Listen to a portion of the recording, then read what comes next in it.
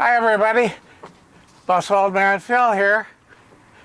It's time to invite you back into my time machine. I'd like to take you back to 1942 on a streetcar trip, but before that I'd like to take you back to 1957 when I hired on to Twin City Rapid Transit Company as a bus driver. I was assigned to North Side Garage and to begin a 2-week training session on all of the lines that operate out of North Side Garage. So it was a nice, beautiful, warm, late August morning, and I'm doing student training on the 16 line, the Minneapolis-St. Paul line, out of North Side Garage.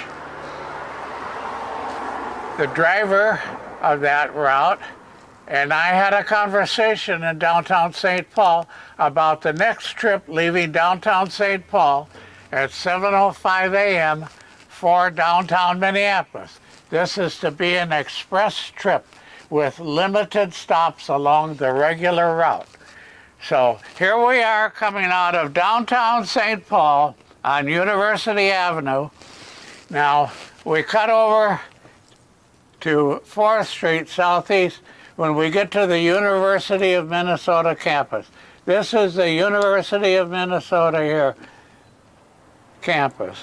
And we are on 4th Street Southeast. And we are going to go to Hennepin Avenue, turn left, and go into downtown Minneapolis. Here's Central Avenue, which takes us to Northeast Minneapolis, or across the 3rd Avenue Bridge.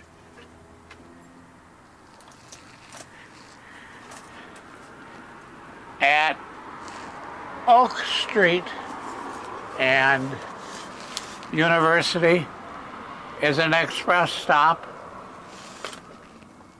At 15th Avenue South, oh, my pen drying up, don't want that. At 15th Avenue Southeast, we have a stop.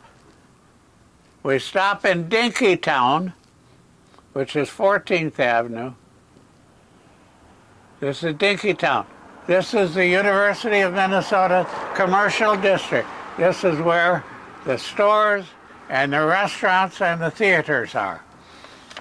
Well, so we're moving along here. We're traveling along 4th Street. 4th Street Southeast is a two-way street, and here's University Avenue, a block over, which is also a two-way street. So here's the situation. At 7 a.m., both of these streets are rush hours in both directions. People are coming to the University of Minnesota to start their day, and people are headed for downtown Minneapolis to start their day. So we're tooling along about maybe 18 miles an hour, and we come to approaching 6th Avenue Southeast. And out of the clear blue sky, a solid line of cars going in both directions on both streets, and here we are, and all of a sudden, this car jumps out of the line right into the left front corner of the bus. Now, that can come as quite a surprise. I mean, we didn't see it coming, and I'll explain how this happens. So, the bus now gets bumped over into a fire hydrant, and we knock down a street sign. There's a little lady sitting on the first cross row on the right side who bounces up off the seat and lands on the floor. She claims she wasn't hurt at that time. There were no injuries, nobody got hurt, and by some miracle, the motorist in this car did not get hurt either. I was sitting right behind the driver and felt the jolt. So now here we are, the left front of the bus is soft and vulnerable. That's only just a sheet of metal around there. It's soft, and I believe that there was no other way to design that bus, but coincidentally, that soft front corner, of course, saved the impact. The motion of the impact was absorbed by the bus cowling underneath there, under the front bumper, and along the left side there, caving in, and the left front of that guy's car also was soft and vulnerable. So here we are now, sitting here, and we were over far enough. There's a bus stop here. We were over far enough for cars to pass us heading west. This car is now blocking the eastbound traffic, so it's quite a mess. Well, anyway, so what happens now, we get into this, Northside Garage sends us a bus to finish our trip, and then they send a tow truck to get this bus. So we finish our trip, and you can just figure, when we got back to the garage, the buzzing in the garage was like a hornet's nest. Oh, that new driver, that student driver. Oh, really, he made a mess. Well, that's how the word of mouth goes, you know, the student driver. Well, actually, it was the veteran driver who was behind the wheel. So we had to clear that rumor up, which ran around the whole system for about 3 months. Well, so here's what happens. This guy making this left turn had his mind set on watching for cars. He was watching for an opening in this westbound line of cars for him to make a left turn on 6th. Now, here's what happens, and many of you have this same experience. I have, and I know you have, where you have about to make a turn or an operation of some kind, and you find that you have completely missed a bus or a truck or a motorcycle. Oh, Cookie's home. She's waving, blowing kisses to me from the car. I'm going to excuse myself for a minute here. I'm going to let the dogs out because they're going to want to be with her. So I'm going to let the dogs out of here. Come on, puppies, go see Mommy.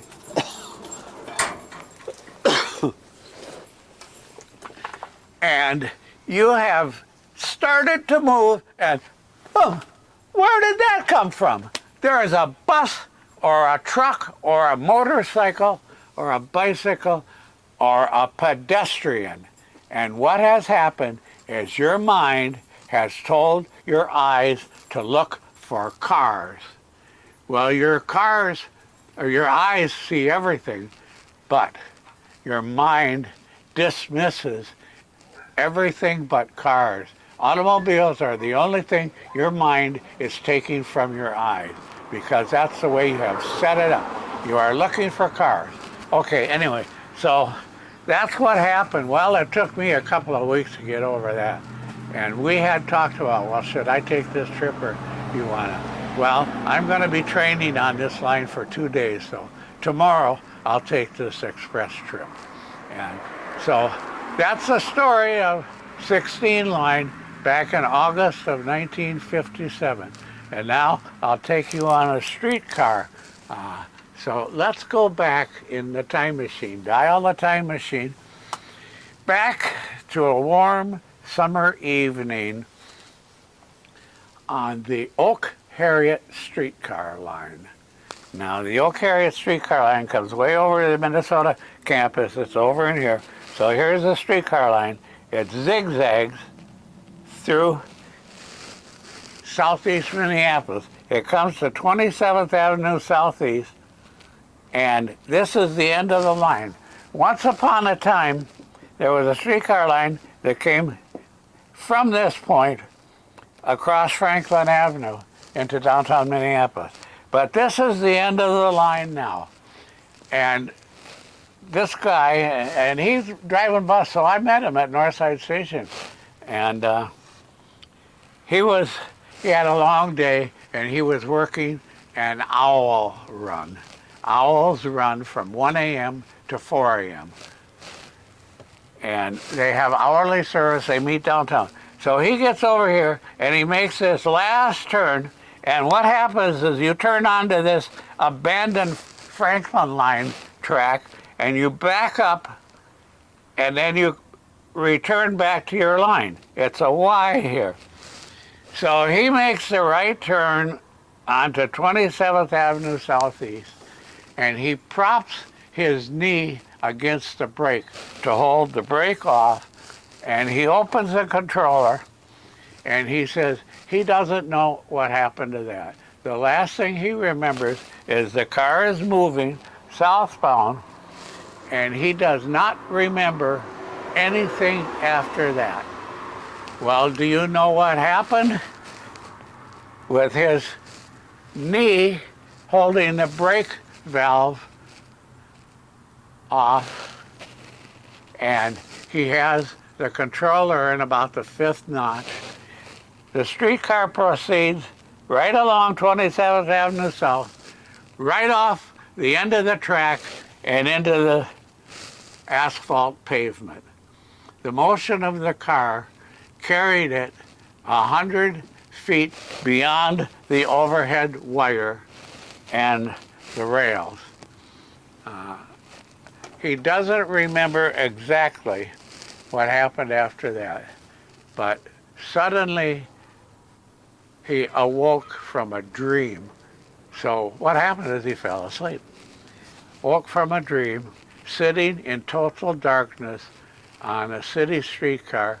He looks out the window, has no idea where he is, because his normal view would end back here, where he would normally stop and back up.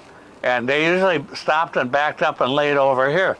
So he's used to the darkness and the scenes from streetlights around here. But when he's up here, he hasn't a clue where he is.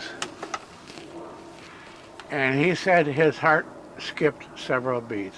It took him, he said, a good 2 minutes to really figure out, get up and look around and figure out what happened. Now, at a little after 1:20 a.m., there's no phones, no nothing. He has to walk back 3 blocks to where Washington Avenue is. And there are a couple of all-night restaurants there. This is the U of M campus. And call and tell the people at Northside Station what happened. So he got another streetcar. They sent another streetcar out.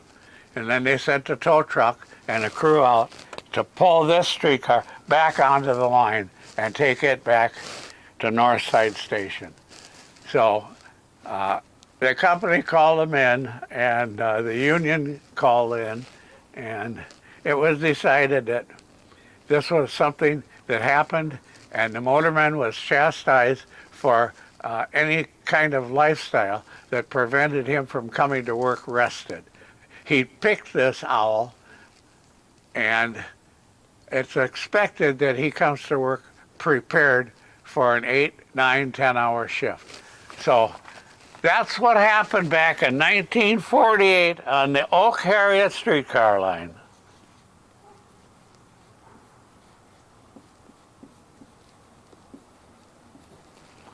At the end of this clip, I'll show you a little bit of that track layout. So thanks for being here with me. Hope you enjoyed our little trip in the time machine. Bye. And by the way, this picture is shown with permission of the Minnesota Streetcar Museum.